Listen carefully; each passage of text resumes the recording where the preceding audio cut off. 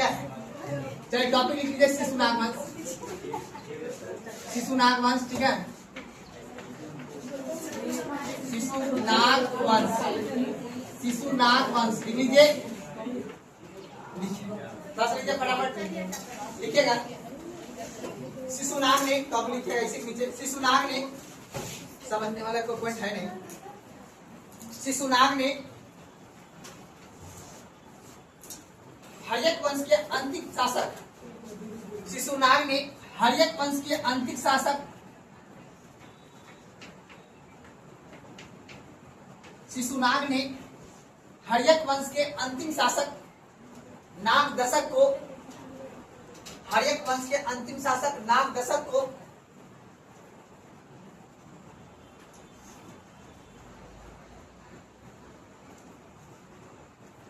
गद्दी से उतारकर, नागदशक को गद्दी से उतारकर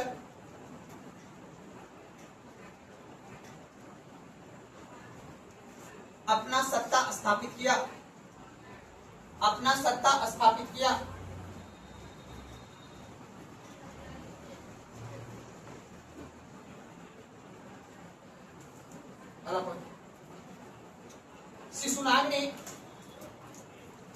शिशुनाग ने अवंती का विलय करके, शिशुनाग ने अवंती का विलय करके मगध में मिलाया, शिशुनाग ने अवंती का विलय करके मगध में मिलाया।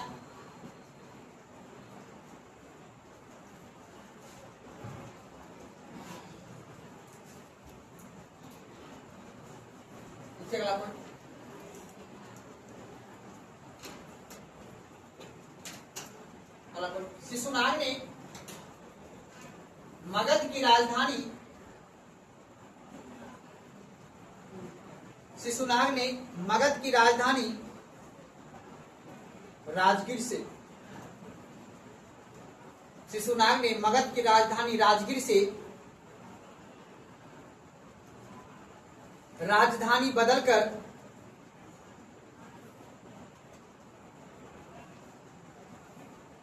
वैशाली किया,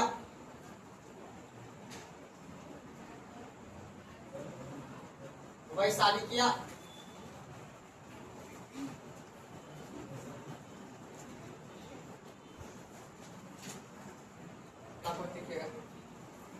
लिखिएगा कालाशोक, कालाशोक टॉपिक लिखिएगा कालाशोक। दूसरा राजा है इसका कालाशोक,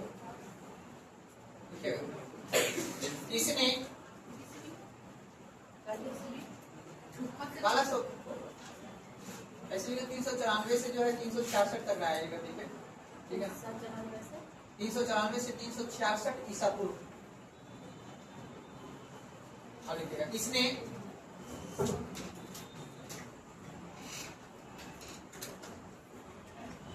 मगध की राजधानी वैशाली से, इसने मगध की राजधानी वैशाली से, इसने मगध की राजधानी वैशाली से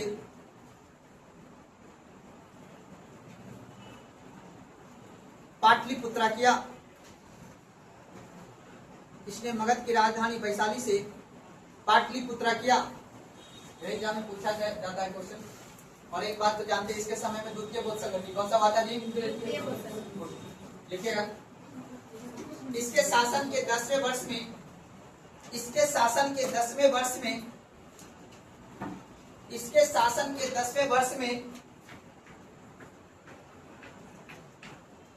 द्वितीय बौद्ध संगति, द्वितीय बौद्ध संगति का आयोजन किया गया था।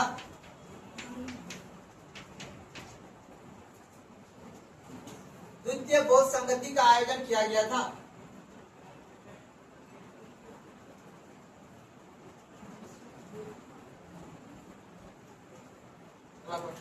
इसके मृत्यु के बाद इसके उत्तराधिकारी, इसके मृत्यु के बाद इसके उत्तराधिकारी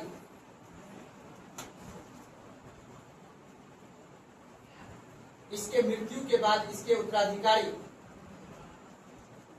22 वर्ष तक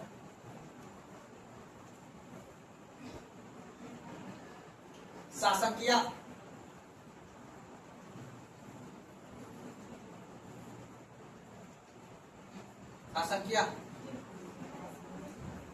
इसके उत्तराधिकारी 22 वर्षों तक शासन किया।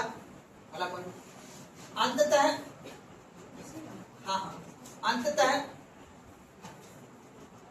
शिशुनाग का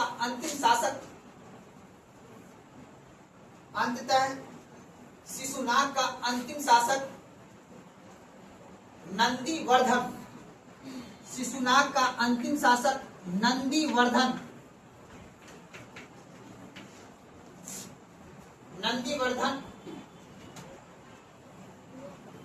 के मृत्यु के पश्चात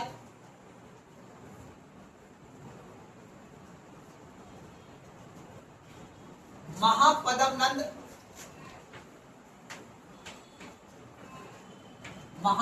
नंद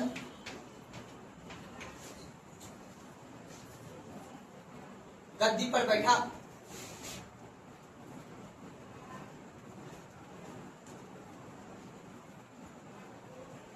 बस शिशुनाग से बस इतना ही याद रखें। शिशुनाग से 3 क्वेश्चन पूछा जाता है, राजधानी परिवर्तन का, ठीक है ना, और उसके बाद इसका अंतिम शासक कौन था? नंदीवर्धन। भाई और याद रखना है, वैशाली राजधानी किसने किया था बाबू? द्वितीय बोध संगति क्या है? शिशुनाग के समय में राजधानी क्या हुआ था? परिवर्तन हुआ था, है ना। और कालाशोक के समय में फिर राजधानी वैशाली से कहा गया? पाटलिपुत्र। कहा गया? पाटलिपुत्र। दोनों में क्वेश्चन समझ रहे हो ना। पहले मैंने शिशुनाग के बारे में बताया, फिर उसका शासक कौन आया? कालाशोक के बाद अंतिम शासक कौन आया? नंदीवर्धन। अब नंदीवर्धन को किसने मार दिया? महापद्म नंद। किसने मारा? महापद्म नंद। तब जाके अगला कौन सा वंश का स्थापना होगा? नंद वंश का। कौन सा होगा? कॉपी लिखिए, नंद वंश। छोटा सा है, ठीक है, नंद वंश। कॉपी लिखिएगा, नंद वंश।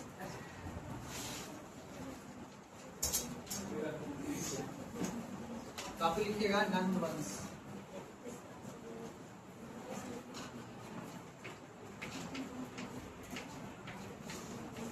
नंद वंश लिखे गए। देखिए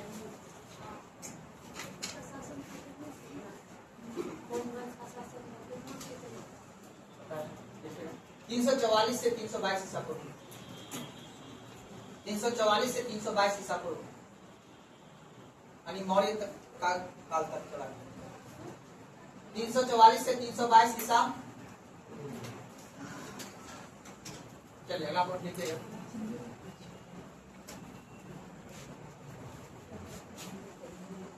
क्वेश्चन यहाँ से पूछेगा, गैर क्षत्रिय कौन बोला जी? गैर क्षत्रिय मतलब समझते हो ना, क्षुद्र जाति का पहला बार राजा बना जिसका नाम था महापद्म नंद। क्या नाम था? क्वेश्चन पूछता है एग्जाम में, इतिहास में सबसे प्रथम कौन सा गैर क्षत्रिय? गैर क्षत्रिय समझते हो ना? हाँ, उच्च जाति के राजा ना होकर कौन सा जाति का? निम्न जाति का। इतिहास में पहली बार निम्न जाति का राजा बना कौन बाबू? महापद्म नंद। शिशुनाग के नंदीवर्धन की हत्या।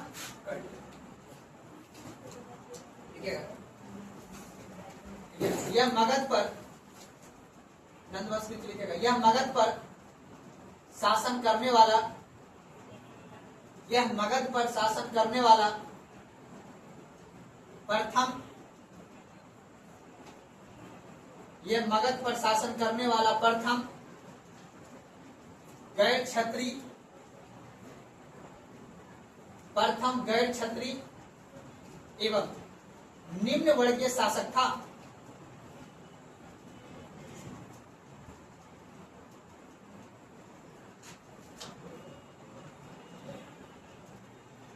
तथा इस वंश का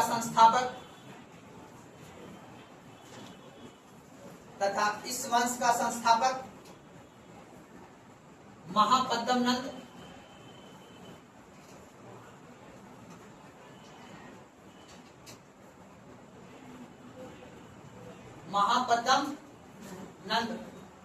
लिखिएगा।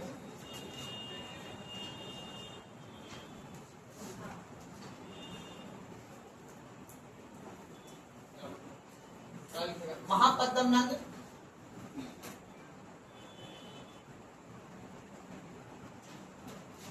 सैन्य एवं संपत्ति के दृष्टि से, महापद्म नंद सैन्य एवं संपत्ति के दृष्टि से समृद्ध था,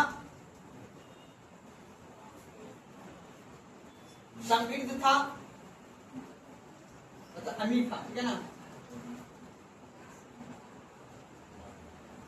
इनके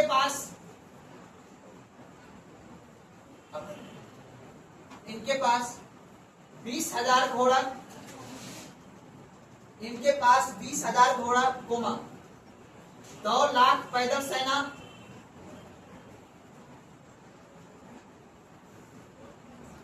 2,000 रथ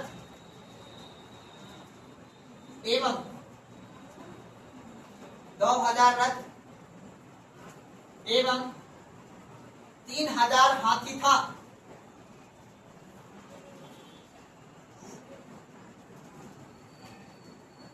पैराग्राफ चेंज कर लिखिएगा, पैराग्राफ चेंज करके। इतनी विशाल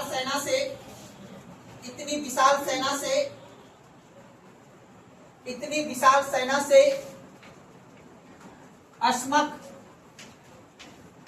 अस्मक, पंचाल,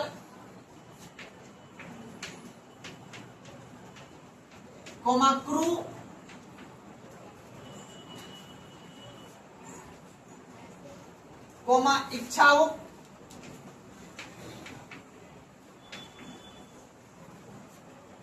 इच्छाऊ, एवं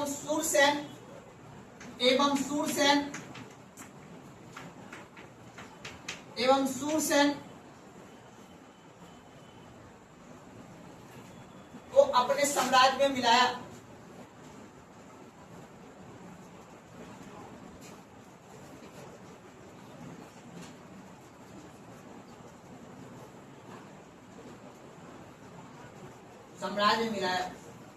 अंततः महापद्म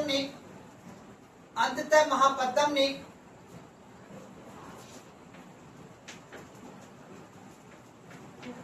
कलिंग पर विजय प्राप्त किया था।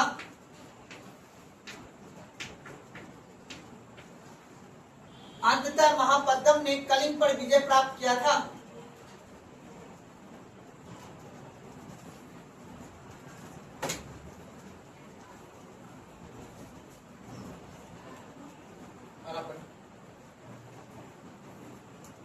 साम्राज्य को विस्तार करने के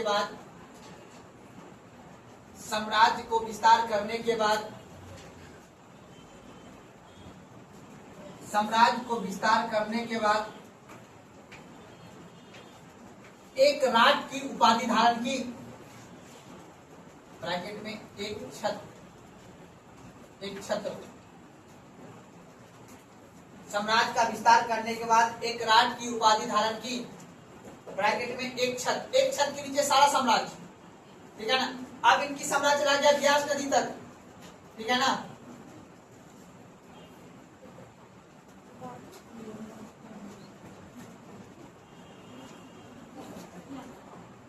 लिख लिया ना। साम्राज्य विस्तार करने के बाद कौन सी उपाधि धारण किया? एक राज का। कहा? महापद्म नंद। और महापद्म नंद बहुत ही शक्तिशाली राजा था। अब इसी के बाद आएगा कौन? घनानंद। और घनानंद के समय में कहा जाता है कि इतनी ज्यादा शक्तिशाली हो गया था ये कि अपने शासन काल में घनानंद जो है कहा जाता है पत्थरों पे, ठीक है ना, घरों पे, भूमि पे, इन सभी पे टैक्स अधिक लेता था, जिस वजह से जनता क्या था? आक्रोशित हो गया था। तभी तक्षशिला से चलते हुए एक आए कौन व्यक्ति? चाणक्य। क्योंकि धनानंद ने अपने समय में यज्ञ का क्या कर रहा था? घर पे यज्ञ रखा था और उसी में आचार्य को क्या किया गया था? बुलाया गया था। तो समझेंगे आगे, लेकिन पहले लिख लीजिए। तो एक राज की उपाधि धारण किया उसने, क्या था? महापद्म नंद। किसने किया था? महापद्म नंद। और महापद्म नंद ने, याद रखेगा, अपनी इतनी विशाल सेना को लेके उसने अवंती ऊपर का क्षेत्र का पूरा गंधार सब जीत लेता है, ठीक है ना। तो लगभग जो है ब्यास नदी तक उसका क्षेत्र पहुंच जाता है। सुना बात को ना। अब धीरे धीरे ये पूरा क्या बन गया है? साम्राज्य बन गया है। लिखिएगा, इस वंश का अंतिम शासक घनानंद, इस वंश का अंतिम शासक घनानंद, इस वंश का अंतिम शासक घनानंद था।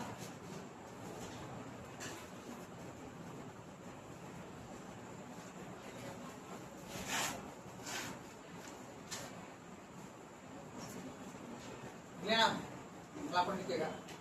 घनानंद ने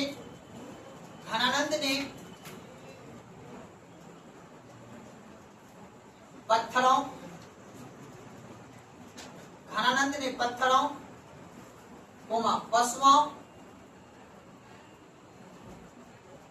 एवं वृक्ष पर, घनानंद ने पत्थरों पशुओं एवं वृक्ष पर टैक्स लगा दिया था। टैक्स कर लगा दिया था।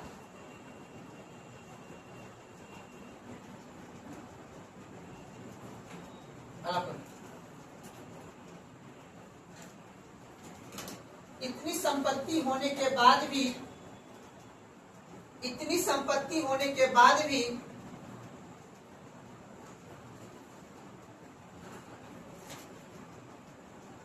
मगध की जनता इनसे, इतनी संपत्ति होने के बावजूद भी मगध की जनता इनसे घृणा करती थी। मगध की जनता इनसे घृणा करती थी।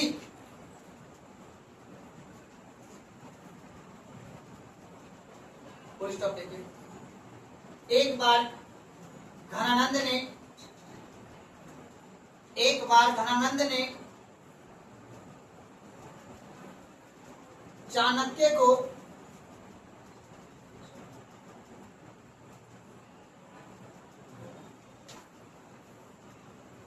यज्ञशाला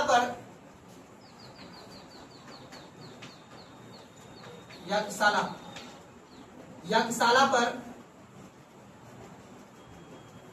अपमानित कर दिया।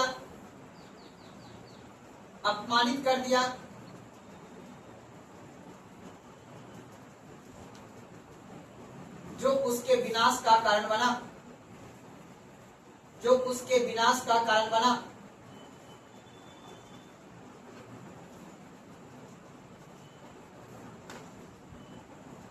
NOTE नोट, क्या बना? विनाश का कारण बना। नोट लगाइए, नोट में लिखिए। नंद वंश के समय ही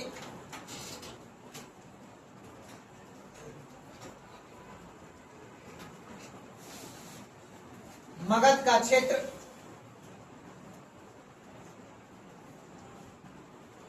व्यास नदी तक फैला था।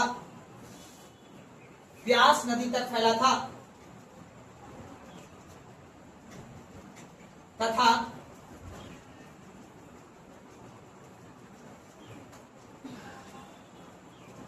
राजनीतिक एवं आर्थिक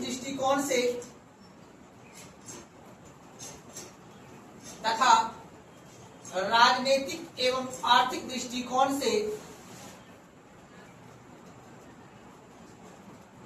विश्व में पहचान दिलाई थी।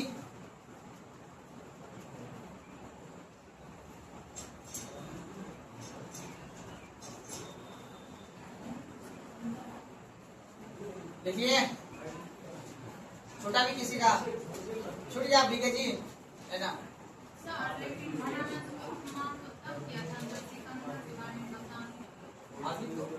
रुकना है आराम से, एक एक करके कहानी आगे बढ़ेगा। इतिहास है ना, इतिहास में कहानी क्रमबद्ध तरीका से चलेगा। अब कैसे कहानी चलेगा अब देखना है। इसका सीमा कहां तक पहुंच गया है? व्यास नदी तक। अब व्यास नदी के उस पार सिंधु और झेलम के क्षेत्र में एक राजा है जिसका नाम है पोरस। क्या नाम है जी? पोरस। और एक राजा है उसका नाम है आम्भी। ठीक है ना। यही इन सभी से आपस में बनता नहीं है, तभी जाके कहा जाता है कि अपने देश पर विदेशी का आक्रमण, जिसका नाम होता है ईरानियन आक्रमण। कौन होता है? ईरानियन आक्रमण में सबसे पहले आक्रमण करता है जिसका नाम होता है दारा प्रथम। कौन करता है? कहा जाएगा प्राचीन इतिहास में सबसे पहला विदेशी आक्रमणकारी कौन था? दारा प्रथम, जिन्होंने यहाँ पे आक्रमण किया। उसके बाद फिर जब ईरानी आक्रमण समाप्त हो जाता है, ठीक है ना, तब आता है पार्शियन आक्रमण। कौन सा होता है? पार्शियन, जहां से आपका आता है कौन? अलेक्जेंडर सिकंदर। और अलेक्जेंडर सिकंदर जब आता है तो उस समय अपने समय में किसका शासन चल रहा है? नंद वंश का। तो अब हमें एक चीज के दिमाग में बैठा रखना है, इधर का स्थिति तो समझ गए, लेकिन विश्व, अभी मैंने क्या बोला कि सामाजिक और आर्थिक दृष्टिकोण से नंद वंश के शासक ने विश्व स्तर पर क्या दिलाई? पहचान दिलाई। तो अब क्या होगा? ये तो शक्तिशाली हो गया है, लेकिन इसके आसपास के जो कुछ छोटे मोटे जनपद है वो शक्तिशाली उतना नहीं हुआ है, वो अपने आप में स्वतंत्र हो रहा है। तो जिस वजह से विदेशी आक्रांता जो है, विदेश के आदमी, वो क्या करेगा? भारत पर आक्रमण करेगा। तो यहाँ से अब आपको समझना है, और आपने जो बताया वो कि चाणक्य वाला कहानी, ठीक है ना, चाणक्य के कहा जाता है कि उसने अपने पुस्तक में जो लिखा हुआ ये बात कि चाणक्य को जब आया था, क्योंकि चाणक्य एक आचार्य थे, है ना, पढ़े लिखे बहुत अच्छे व्यक्ति थे। और मैंने आपको बताया कि इतनी आर्थिक समृद्ध होने, कल भी मैंने बताई थी, घनानंद जो है 80 करोड़ रुपए को गंगे में दबा रखा था, वो किला में दबा रखा था, ठीक है ना। अब याद रखिए, इतना समृद्ध अर्थात इतना अच्छा राज्य होने के बावजूद भी ये ने जनता पे इतना टैक्स लगा दिया था। मैंने बताया ना, वस्तुओं पे, पत्थरों पे, वृक्ष पे, इन सभी पे टैक्स लगा दिया था, जिस वजह से यहाँ की जनता में काफी ज्यादा क्या था? घृणा आ गया था। घृणा मतलब क्रोधित हो गया था, शोषण हो रहा था। तो जब कहा जाता है कि जब तक्षशिला से, याद रखना है, जब तक्षशिला से जब वो आ रहे थे, कहा? पाटलिपुत्रा। कौन? चाणक्य। कौन आ रहा था? चाणक्य जब आ रहे थे तो कहा जाता है कि उसने अपने क्षेत्र मगध के क्षेत्र में काफी ज्यादा वो देखा कि यहाँ पे जनता काफी क्या है? त्रस्त है। तो मैप को आप थोड़ा सा देखिएगा तो समझ में आपको आएगा कि नंद वंश के समय में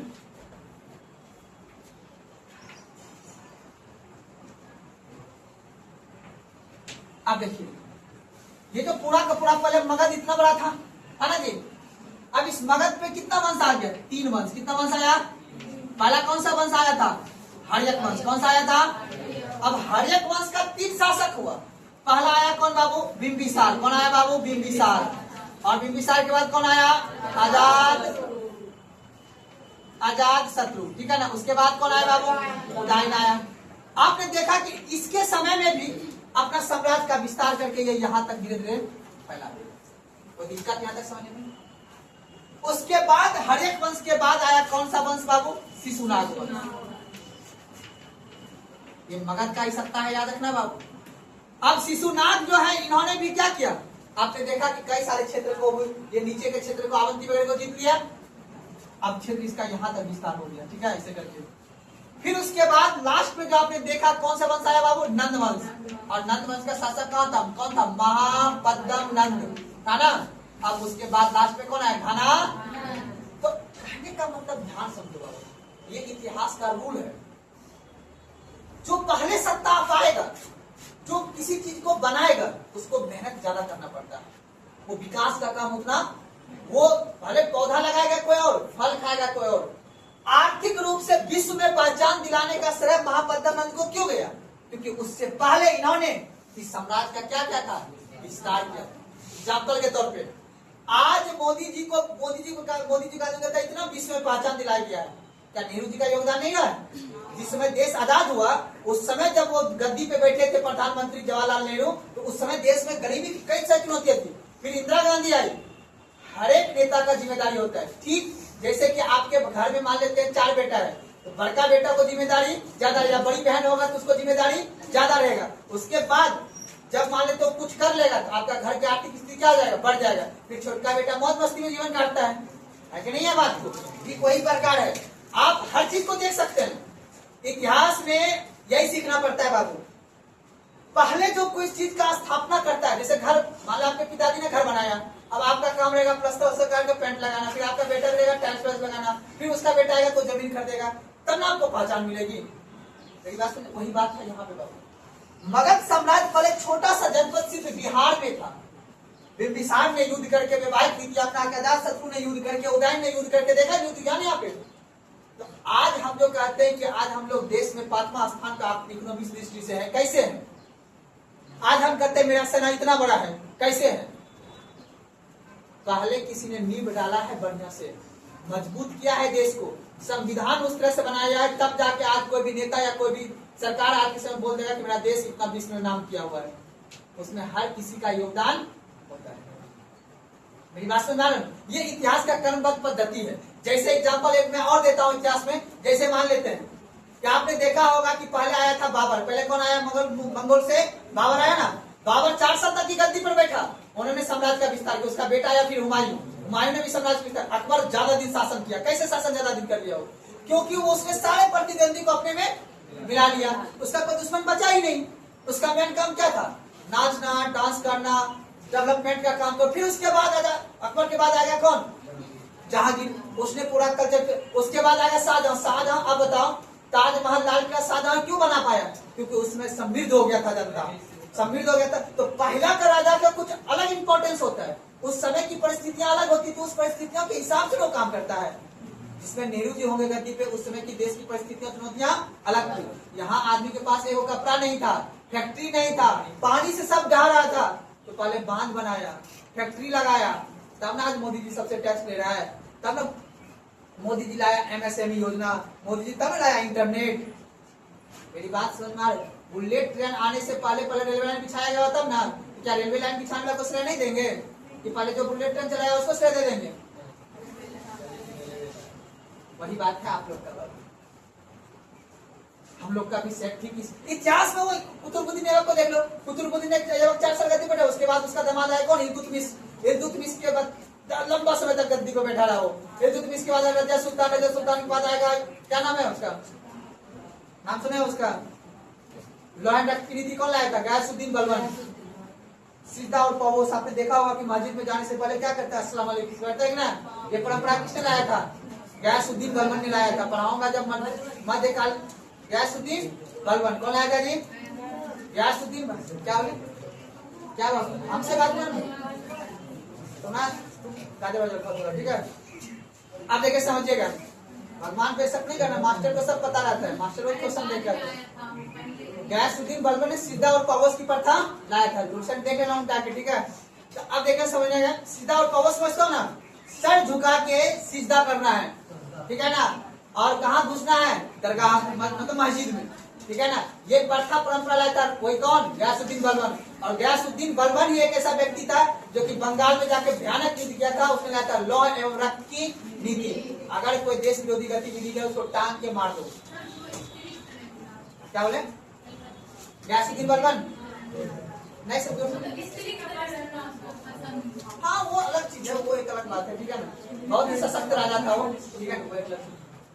आगे बढ़े तो आप देखो, अब टॉपिक जो लिखना है बाबू, मेरा कहने को तो सुनो ना।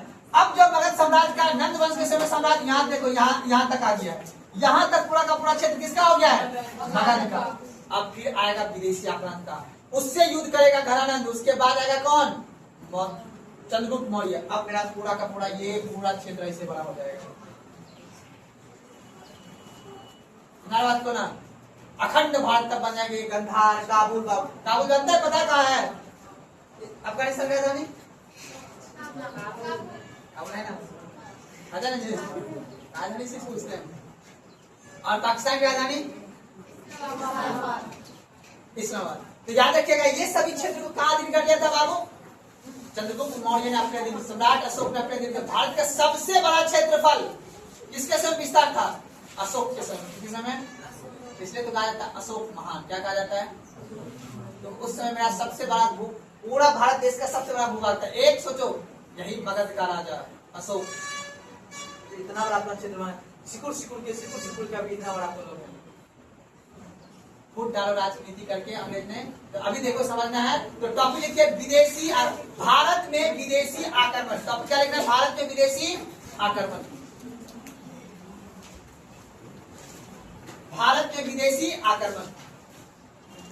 एकदम नॉलेज को अंदर जाने दो, एकदम पूरा दिमाग में। कूटनीतिक बुद्धि लाओ, कूटनीतिक बुद्धि लाओगे तभी दुनिया में सफल हो पाओगे।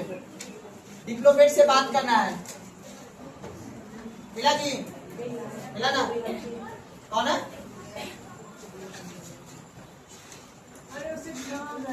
गयासुद्दीन क्या है? तुगलक होता है। मोहम्मद बिन तुगलक होता है, गयासुद्दीन तुगलक नहीं होता। कहाँ लिखा है गयासुद्दीन तुगलक?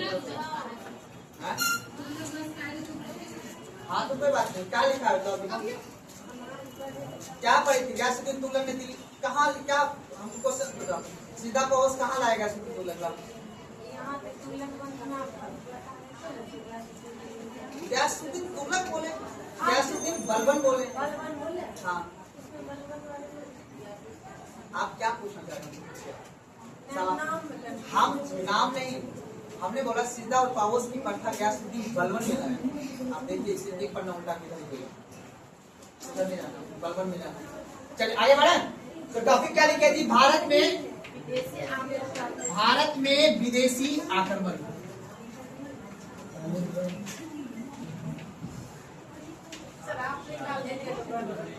भारत में विदेशी आक्रमण। चलिए आगे बढ़ते हैं।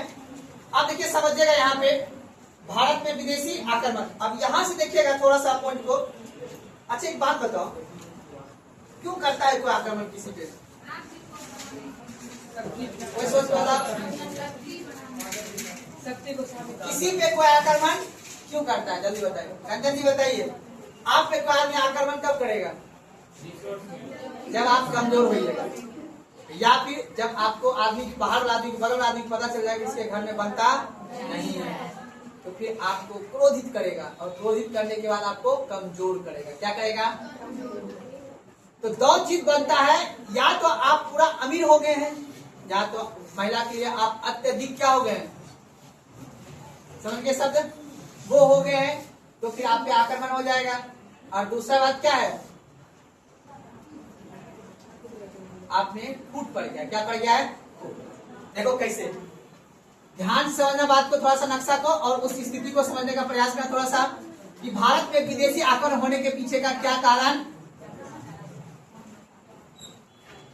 देखो अब याद रखना बाबू, यहाँ से नदी आपको बह रही है, कई सारी नदियां, सिंधु नदी भी बह रहा है, झेलम नदी भी बह रहा है, चेनाब नदी भी बह रहा है ना, और इधर कौन सी नदी बह रही है? गंगा। याद रखना, मौर्य चंद्रगुप्त मौर्य लोग भी गंगा नदी देखा होगा, ऐसा नहीं को नहीं देखा होगा, देखा नहीं देखा होगा, गंगा नदी भी देखा होगा, है ना? कितना दिन पहले की बात है? आज से 2500 साल पहले गंगा नदी बह रहा है, कई लाख वर्ष से पहले, ठीक है ना? गंगा नदी देखा तुमने बचपन से? अंतिम भी वही होगा, आप लोग का नहीं होगा। क्यों नहीं होगा? क्योंकि आप लोग का शादी तो कहीं और होगा, दूसरे जिला में होगा, तो वहां पे जाइएगा ना।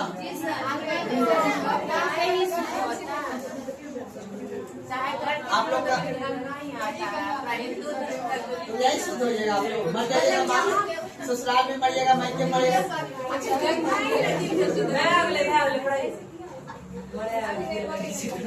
गलती से दरभंगा मर जाइएगा ना आप लोग, आपको खेतों में जला देगा। दरभंगा गए हो आप लोग? चलिए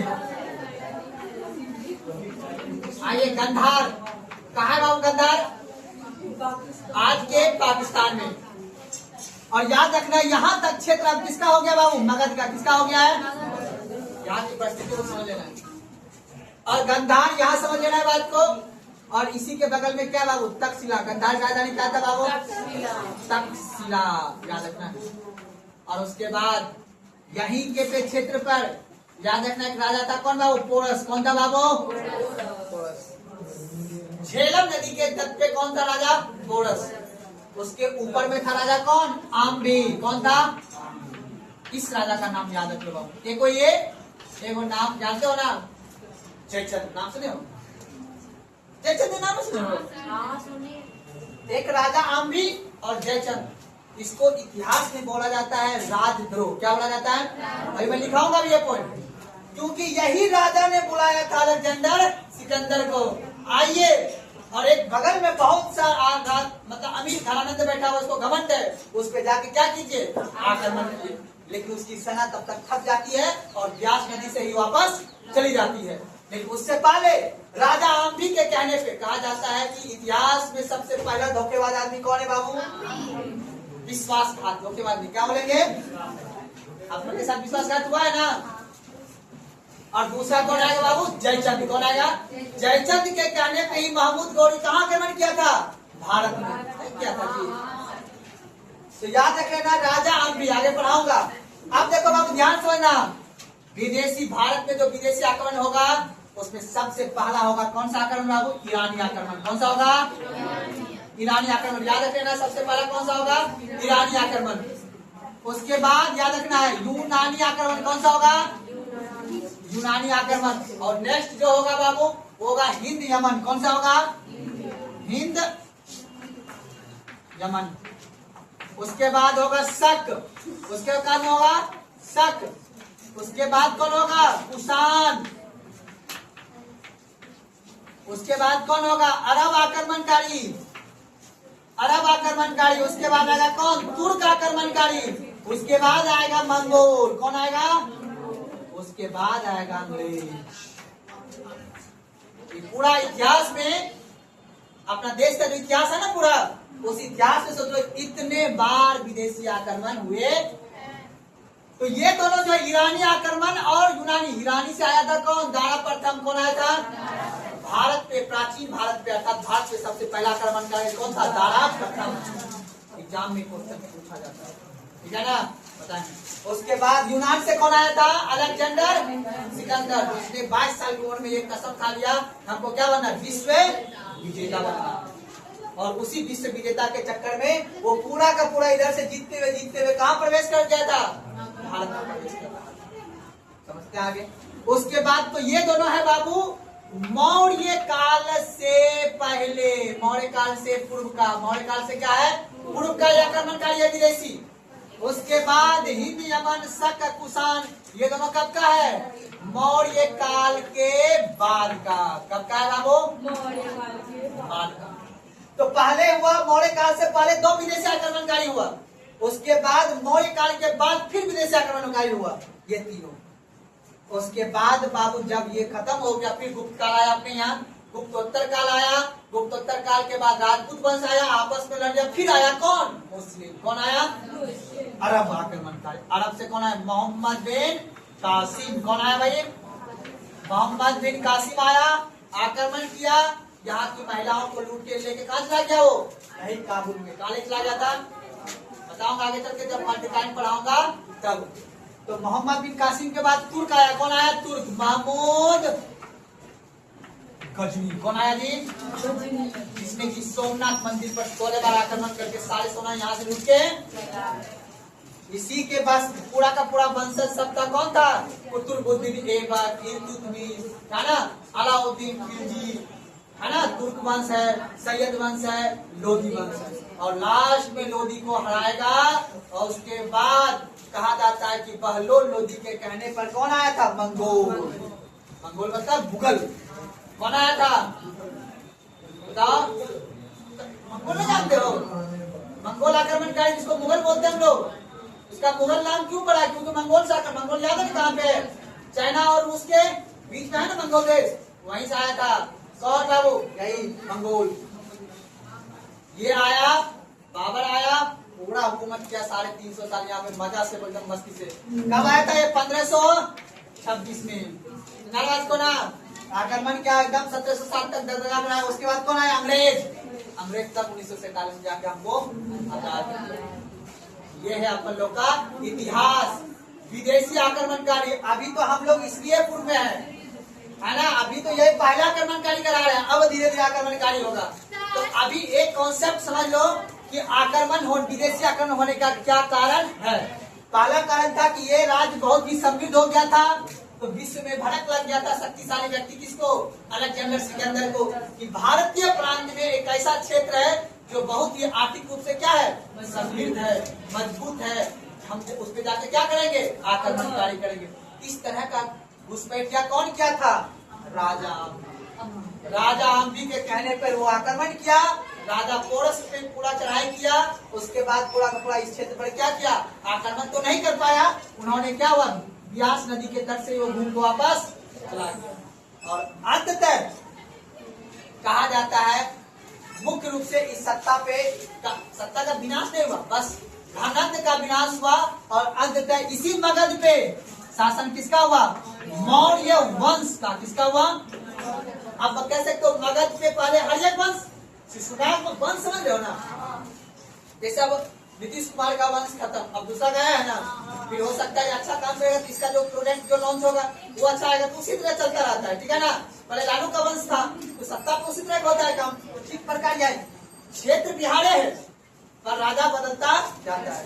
वही बात है यहाँ भी, क्षेत्र मगध ही है पर अपने अपने हिसाब से यहाँ पे नाम कलखंड रखते जाता है। तो जब पहले मगध था, मगध के बाद जब मौर्य वंश आया तो बोला अब इसका नाम बदल के क्या आ जाएगा, मौर्य वंश। तो मौर्य वंश के समय पूरा पूरा शासन हुआ।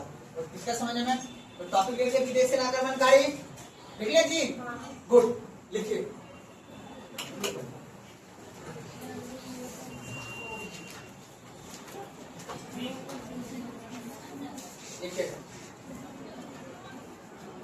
टॉपिक लिखिएगा सबसे पहले ईरानी आक्रमणकारी। पहले कौन आक्रमण किया था? ईरानी, इसको बोलते हैं पारसिया। इसको क्या बोलेंगे जी? पारसिया।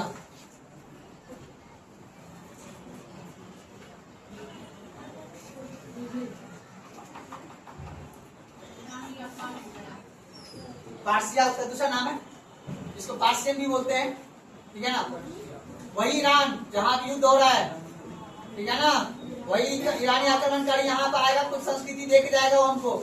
ईरानी आक्रमणकारी हम लोग को जो चांदी और सोने का सिक्के पे अंकित करने के लिए बना के सिखा गया ये लोग, ठीक है ना। कहा जाता है ईरानी। और जो यहाँ के मुस्लिम है ना, नाम सुने सिया सुनी नहीं सुने हो कि आजकल जो ईरान में जो खामनी को जो मार दिया था, नहीं मार दिया खामनी, जो ईरान का जो शासक जो मार दिया डोनाल्ड ट्रम्प जो बम गिरा के, तो यहाँ के कुछ मुस्लिम लोग नहीं रो रहे थे कि मेरे मानने वाले को सबसे बड़ा हाँ हाँ। तो क्यों? क्योंकि यही जो आक्रमण अभी अपने करेगा ना, आप चलो यूपी और पंजाब, यूपी पंजाब उत्तराखंड के क्षेत्र में जो मुस्लिम है ना, वो ईरानी का ही कल्चर का है, ईरानी का ही वंशज है। वो लोग यहाँ ईरानी अभी आएगा, शासन करेगा इसी क्षेत्र में, ठीक है, इस क्षेत्र में शासन करेगा और यहाँ पे कन्वर्टेड मुसलमान बात को ना। तो यहाँ पे जो सुन्नी समुदाय जो है ये यूपी वगैरह के क्षेत्र में ये, और उसके बाद जब मुगल आएगा ना, मतलब अरब वगैरह आएगा, तो ये बंगाल और बिहार के मुसलमान को कन्वर्ट करेगा वो, ठीक है ना। और जो ये मोहम्मद बिन कासिम जो इधर के क्षेत्र के मुसलमान को, इधर के हिंदू को मुसलमान बनाएगा, ठीक है। तो इतिहास में बाबू देखो आक्रमण होते क्या है, उस हिसाब से काम होते क्या यहाँ पे। तो इसलिए सोचो आज भी भारत की संस्कृति मतलब ईरानियन संस्कृति जो है, आज भी यहाँ पे मुस्लिम के लोग वहाँ पे अडेप्ट करके चलते हैं। आज भी बुर्खा कोई मुस्लिम बुर्खा पहनता है, कोई नहीं पहनता है, ठीक है। देखे होंगे नोटिस, बासिंदा मुसलमान जो गरीब मुसलमान, जो पठान शेख नहीं होगा ना, वो नॉर्मल कपड़ा में ही मार्केट चला जाता है, ऐसे नॉर्मल में सूट वगैरह। लेकिन जो उच्च कैटेगरी के मुसलमान होते हैं, पठान शेख, जो उच्च कैटेगरी के ईरानी लोग, वो तो एकदम पूरा अपना कल्चर के प्रति पूरा डेडिकेटेड, एकदम पूरा पहन के चलते हो, तो समझना वो ईरानियन मुसलमान, उसी का संस्कृति में चलता है। आप साउथ हैदराबाद से, जो हैदराबाद में भी ईरानियन मुसलमान है, वो तो चेंज हो गया, ट्रांसफर वगैरह हो गया, 20,000 के बाद इधर से उधर चल रहा है, ठीक है ना। तो याद रखना आज भी भारत की है और ईरान की संस्कृति में मिक्सअप है, ठीक है ना, मिलता है। हिंदू धर्म की नहीं, उस धर्म की, ठीक है। चल लिखिएगा पहला पॉइंट लिखिएगा, हकमनी वंश, हकमनी वंश।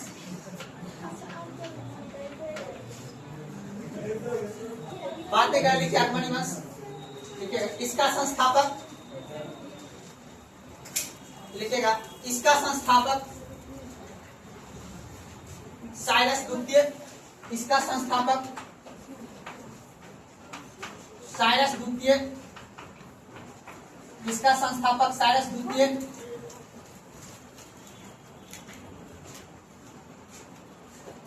साइरस द्वितीय था, तथा इसने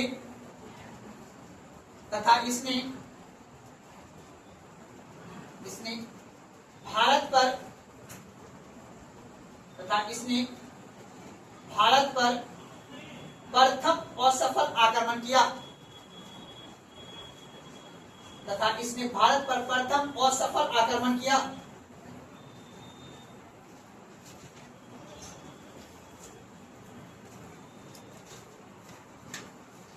तथा तथा भारत के हिंदू कुश तथा भारत के हिंदू कुश एवं काबुल के घाटी में भारत के हिंदू कुश एवं काबुल के घाटी में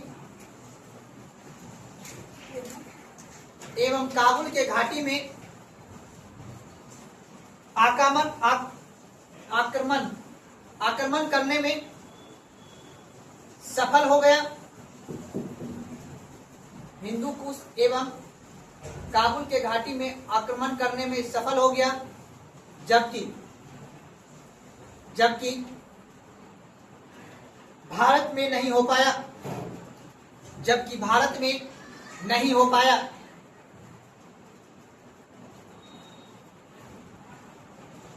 लिखिएगा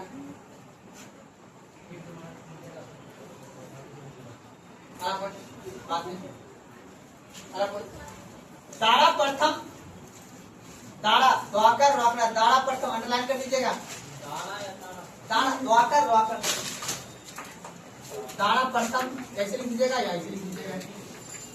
याद रखिएगा दाड़ा प्रथम, ये पॉइंट एग्जाम देखो, वो जो मैंने लिखा है मैंने आगे की एग्जाम लिखा है, क्वेश्चन पूछा नहीं है लेकिन पूछा जा सकता है कि ऐसा भारत में प्राचीन ऐसा भारत में विदेशी प्रथम कौन सा आक्रमणकारी हुआ जो असफल रह गया, तो कौन हुआ? साइरस द्वितीय। लेकिन प्रथम बार सफल कौन हो पाया? दाड़ा प्रथम। यानी भारत पर आक्रमण करने में सफल कौन रह पाया? दाड़ा प्रथम। पहले लेकिन आक्रमण किया कौन था? साइरस द्वितीय, लेकिन वो क्या रह गया? असफल। देखिएगा दाड़ा प्रथम भारतीय राज्यों पर अधिकार करने वाला भारतीय राज्यों पर अधिकार करने वाला पहला शासक बना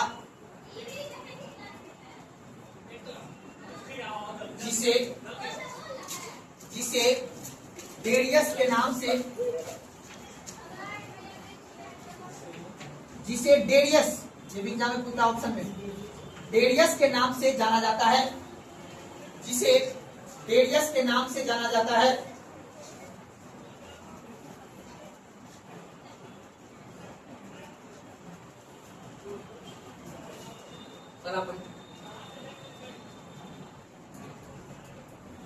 इसका अंतिम शासक दारा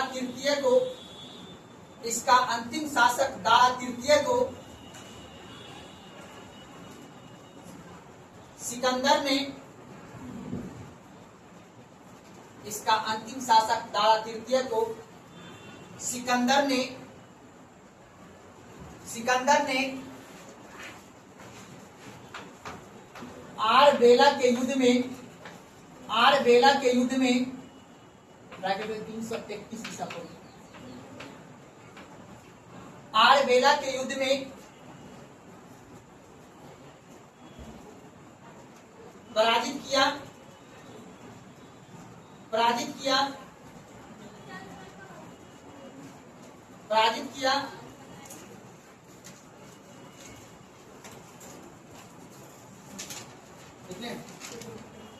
तथा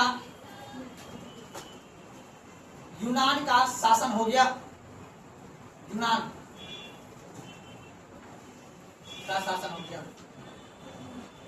अगर के यूनानी आक्रमण, अगर टॉपिक लिखे ये था ईरानी आक्रमण का कौन था? हकमनी साम्राज्य। यानी हकमनी साम्राज्य में कितने वंश हुए? तीन शासक हुआ। पहला कौन सा हुआ? आपका साइरस द्वितीय। दूसरा कौन सा हुआ बाबू? दारा प्रथम। फिर अंतिम शासक कौन हुआ? दारा तृतीय। कौन सा का? ईरानी आक्रमणकारी। कौन सा? अलेक्जेंडर सिकंदर कहाँ का था? यूनान का। कहाँ का था? यूनान बोला, ये यूनानी बात एक ही है। दारा प्रथम कहाँ का था? ईरानी। कभी कभी क्वेश्चन ये भी पूछ देता है, बच्चा वाला सवाल पूछा जा सकता है, लेकिन अपना दिमाग से थोड़ा सा बैठा रहता है, कोई दिक्कत? टॉपिक लिखिएगा यूनानी आक्रमण, लिखते हैं ना? देखिएगा अलेक्जेंडर सिकंदर का परिचय।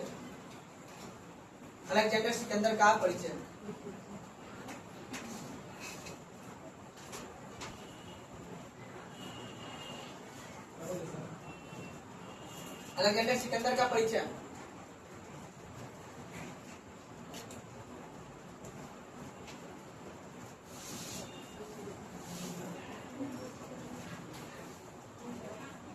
देख लिया, आज जय कर थोड़ा सा बंद कर दीजिए पंडित जी, बंद।